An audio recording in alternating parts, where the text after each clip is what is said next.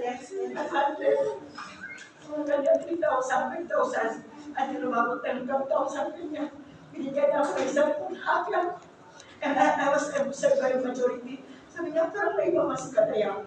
May mamasig na isa, may mamasig. Ganun sila. Narinig ko man na gano'n. Nag-check ko ang sarili ko. Yun pala, ang emotion ko hindi stable. I need to go back. Yun na, na-check ko na. Alhamdulillah, di na ako talaga na gano'n ng test. And pag-bira, pwede lang talaga magbenta.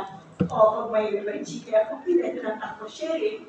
Pero kung ano din ako, sabi ko pag may pera ang tao, pag dinagahan ako ng bili kayo, ano yan, pabigyan ko yung mga may pera. Pag, or sa liga, gawin ko ng sadaka. Parang ganun.